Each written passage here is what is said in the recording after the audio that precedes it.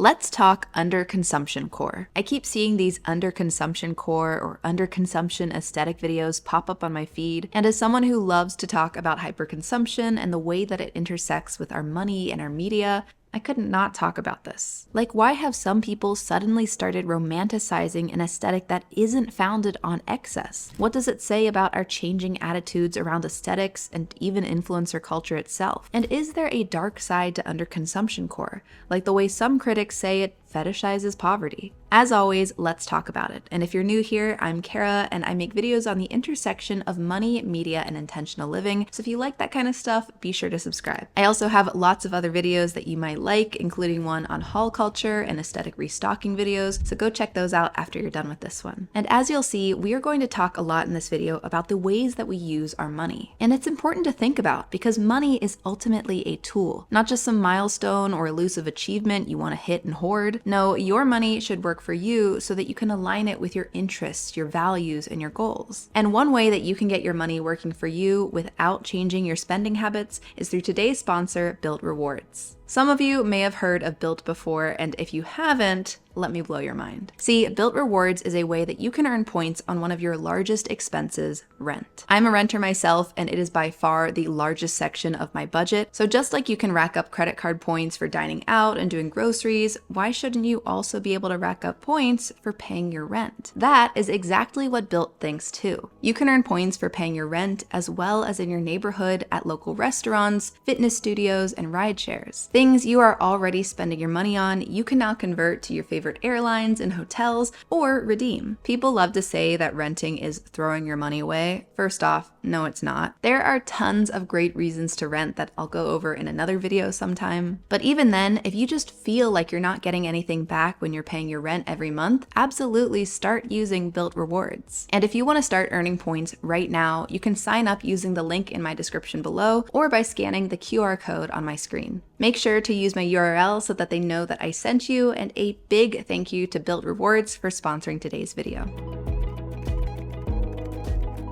So underconsumption core. The trend popped up earlier this summer as a romanticization of underconsuming, aka buying fewer items, using what we own until it's finished versus buying new, and just generally rejecting the aspects of overconsumption that have become normalized these days. So where a typical video showcasing overconsumption may show someone with a closet full of shoes, enough for every day of the month, an underconsumption core video will specifically highlight how the poster only owns 1 or 2 pairs of shoes, and each pair has a distinct function, like running shoes or dressy shoes, and are used frequently because it's one of a very select number. Another great example of how underconsumption core is manifesting is with this concept in the beauty community known as Project Pan, which is essentially the aim to use up products that we already own before we buy new ones. Listening to all of this, you might be thinking, well, isn't that just a normal amount of consumption? Shouldn't we only be buying things that we're going to use frequently and that serve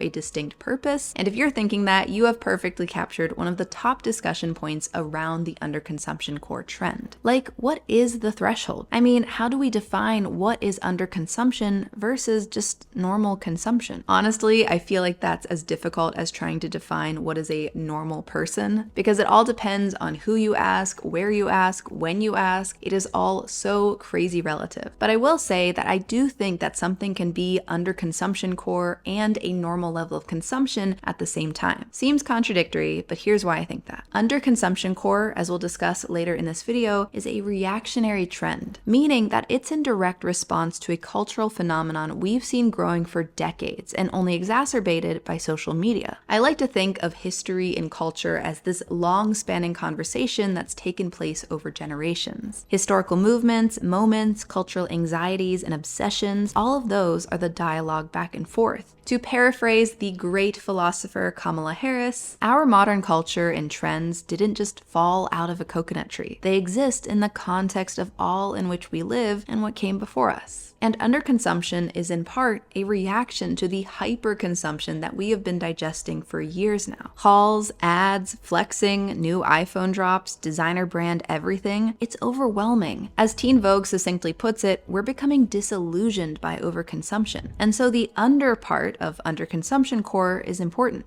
because it's a marker that differentiates this trend relative to our current default of overconsumption. It forces us to communicate and recognize the intentionality behind the trend, that we're not just trying to ease into autopilot spending shaped by algorithms and comparison, but instead cultivate a new relationship with our spending. And I'd argue that this isn't out of the blue, that this move towards a more stripped down minimalist aesthetic has been coming, or that at the very least we've been intrigued by it. One example is the rise of the clean girl aesthetic. This is a primarily makeup and fashion trend that popped up in the past couple of years, where there's a focus on basics and a relatively simplified look. Yes, it 100% is still falling victim to our hamster wheel of microtrends, because just Googling clean girl aesthetic will have you seeing tons of specific beauty products, hair gels, and clothing brands that you can purchase to supposedly capture the look. And that is not underconsumption. But I think the underlying interest in a more stripped down, simplified look is a sign that the reoccurring trend cycle between minimalism and maximalism was rearing its head in favor of the minimal, a collective sentiment that lays the groundwork for us embracing underconsumption. What do you guys think though? Am I way off base, or was clean girl aesthetic a precursor to some of the underconsumption core that we're seeing today? And more importantly, is this current version of underconsumption just another wave of trendy minimalism coming to the forefront of culture, something that will inevitably be replaced once again by maximalism, overconsumption, and microtrends? I'll share my thoughts to those questions in a little bit, but first I want to dive into what this rise of underconsumption core says about our changing attitudes.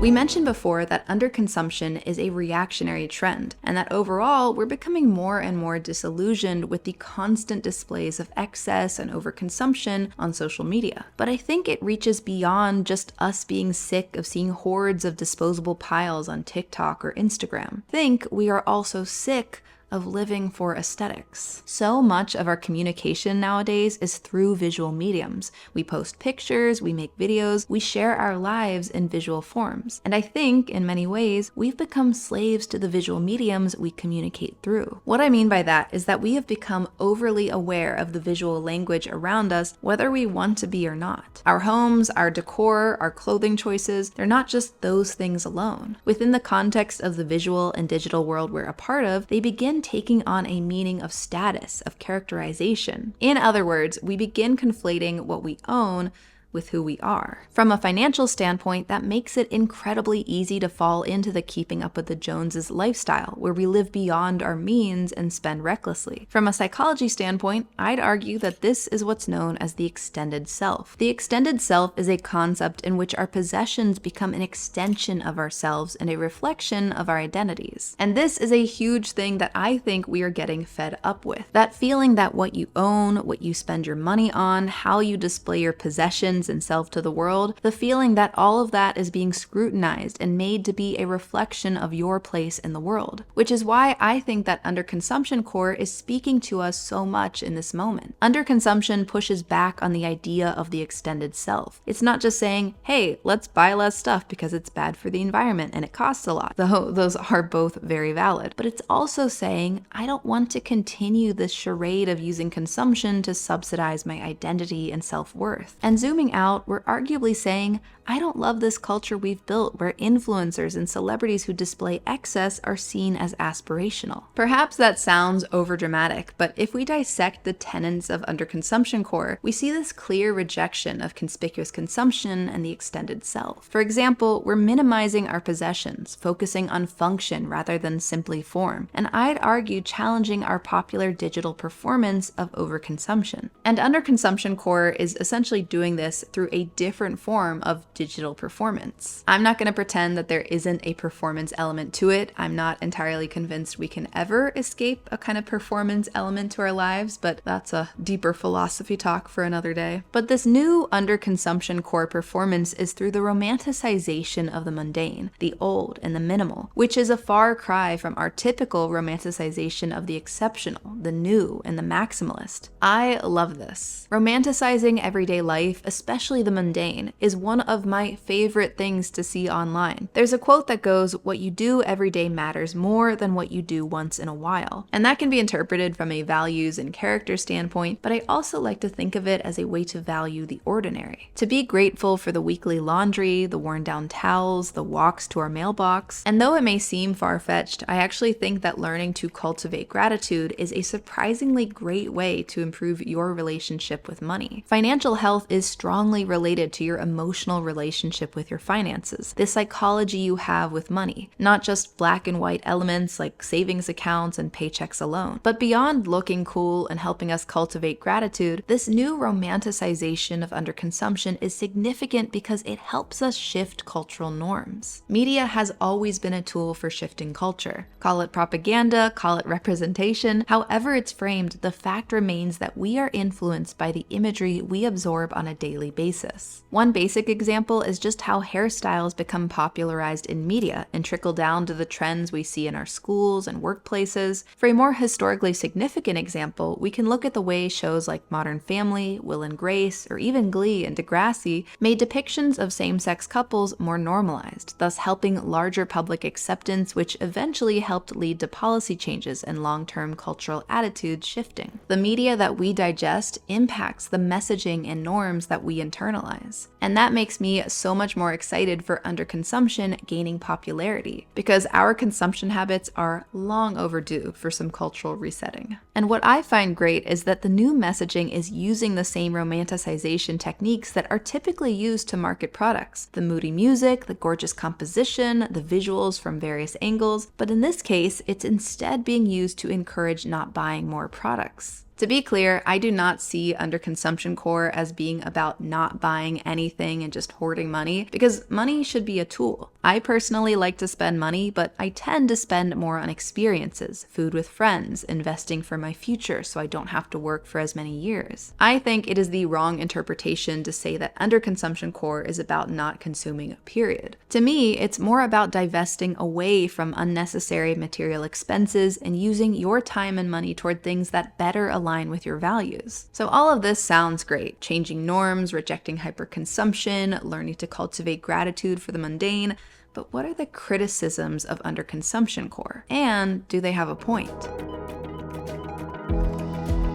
I've heard two main criticisms / more jaded observations when it comes to underconsumption. The first being that underconsumption core is essentially just a response to a recession, aka it's not underconsumption core, it's recession core. And the other criticism being that it's essentially just fetishizing poverty. So here are my thoughts on those pushbacks. First off, recession core. I kinda understand where the sentiment is coming from because people, at least Americans where I live, do have a relatively cynical view of the economy and cost of living these days. But honestly, I do not think that's what this is. There's an economic theory called the lipstick effect that suggests that people spend more money on small treats or luxury items like lipstick during recessions. This is instead of big ticket items like a home or a car. But I'd argue so many of our overconsumption videos feature these types of small lipstick-like luxuries. You have services like Temu these days that let you, quote, shop like a billionaire. Go watch my Temu video for how bizarre that phrase is when you think about it, by the way. But companies like Temu or Shein, they offer tons of little luxuries or gadgets for the same price as a tube of lipstick. And yet, underconsumption core is explicitly not leaning into those types of purchases. If we were really seeing recession core, I think we would see a very different picture. As for the idea that underconsumption core is fetishizing poverty, that feels like an overly jaded perspective. Despite them both being about portraying an altered reality, there's a difference between fetishizing and romanticizing. For one, fetishizing something is dehumanizing it. It's objectifying a person or a situation, and that is not what underconsumption core is doing. It's not trying to glamorize poverty or erase the realities of socioeconomic issues in the name of aesthetics. Instead, it's critiquing consumer culture and focusing on values around conscious consumption. Yes, it is true that some people don't have the option to explore underconsumption because they're already living paycheck to paycheck. They can't go further in not consuming. But call me off base here if I'm off base, I don't think that's a relevant argument here. Lack of choices is something that we should talk about as a culture, absolutely. But discussions around intentional choices doesn't negate it. Now, the one criticism I've seen and am wary of, and I've mentioned it earlier in this video, is that underconsumption core is going to rise and fall just like any other micro trend we've seen. But I am forever an optimist. I think that's what you have to be if you want to make a positive change in this world, because pessimism does not breed progress. So I believe that this current wave of underconsumption core is more than just an aesthetic, 100%. I think it's actually intentional commentary, but the nature of online discourse and culture itself in our modern times is quite ephemeral. So what I hope happens is that we internalize the messages that we're bringing up in this wave of underconsumption core, and that we continue having those conversations. Culture does not just shift in the snap of a finger, and our obsession with overconsumption isn't going to just magically change because of a TikTok trend. But